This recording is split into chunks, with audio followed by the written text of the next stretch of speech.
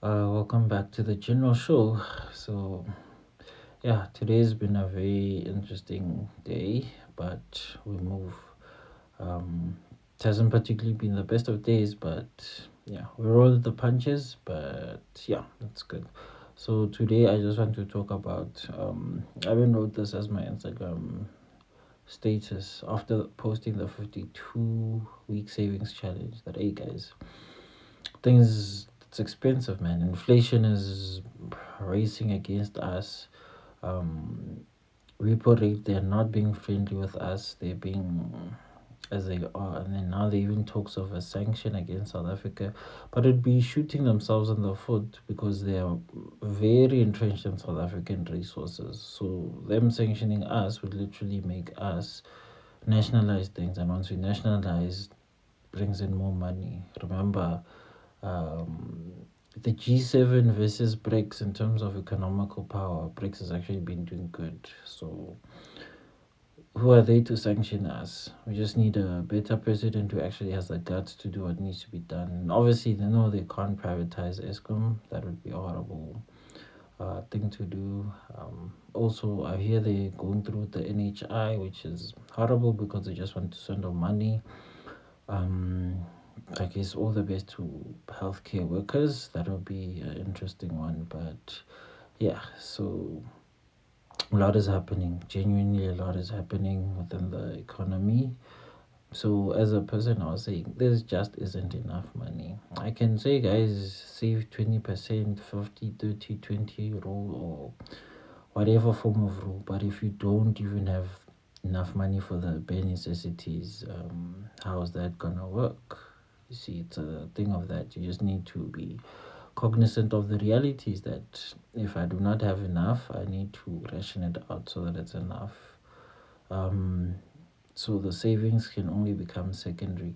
The only way to mitigate that is you increase your forms of income. So that would mean another business or another form of income or whatever it is, but it needs to be something extra because most people are plummeting. I was busy checking out the repossession rates or whatever.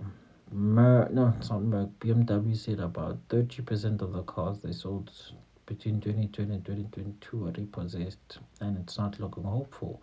It'll even increase. So you see, um, don't be hard on yourself. You are not the only one. Many more people are going through exactly what you're going through. So there's that reality, which I think everyone needs to be aware of. And also, I saw that a number of malls in middle suburban areas are actually being sold, which literally tells you that the buying power of the consumer is going down. The rand is decreasing by 37% because of Ramaphosa. Petrol is like 25 bucks. For grey listed, come on, guys. There's a lot not happening for us as South Africans economically. So yeah, don't be hard on yourself if you can't save. Just do with what you have the best way you can with it. But you also need to be smarter about things economically and find cleverer ways because I'm busy thinking now as a student, if such things continue happening, when we enter the job market, it means that we have to be the most financially literate out of everyone because other people are allowed to make mistakes somewhat because the economy allowed it, but then now it's yeah. And I'm also wondering in my head, the people who are repaying bonds like over R1 million, how are they coping with the repayments? Are they asking the bank to recalculate the financing, decrease the percentage of repayment, and all of these things? Because, yeah, it seems very steep when you look at the numbers. It's not looking good. It's not looking very, very good. But yeah, everyone is now forced, well, not really forced. We should have been very conscious over who we vote for politically and how we participate economically. We should know our rights as people, that your money is your power economically and your vote is your power politically, and how we can maneuver around that because municipalities need to do better. Economically we need to do better, and yeah, that's all one needs to participate is because there's only so much you can do. As a person individually, you can't save the economy and so forth, but as a collective, if we sit down and find practical solutions, because there's this whole private sector, public sector type of thing, and to be fair, private is not even better than public. Public does so many things correct in terms of policy implementation. They just run into the corruption. Private is so greedy, it sucks the soul out of many passionate people, which is very dangerous, and it also robs the consumer of many experiences with exorbitant fees. I won't even mention the name of medical aids, but yeah, they're very hefty. So we need to be mindful of that. But that's the current situation that we're in. Uh, it's been an interesting 6 months as a whole. So I always joke around and say my nephew is the best contraceptive out there because when he was born, his milk was like for something. Now it's nearly $600, and he's what is a year 6 months. So you see, yeah, it's the best contraceptive. Eh? The medication is expensive. The nappies are expensive. The upkeep are expensive. They also want your attention.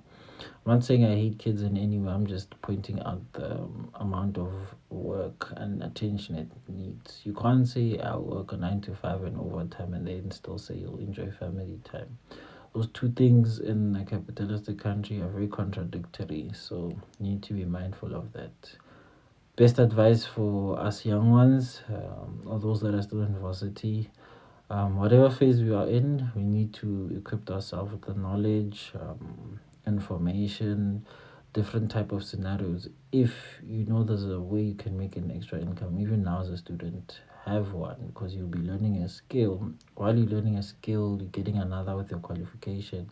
By the time you're graduated, you actually have a skill outside of your qualification.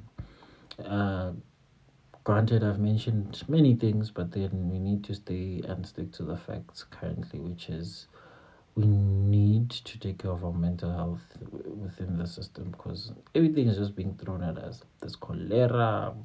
Apparently, there's a eggs are contaminated with some retailers and all of these things. So it's like a lot is happening, but you just need to sit down, center yourself, apply yourself as best as you can, but then don't plummet with all of the pressures of this beautiful earth of ours, you see. So yeah, that's the current juncture that we're at. But what I know is that the end will prevail.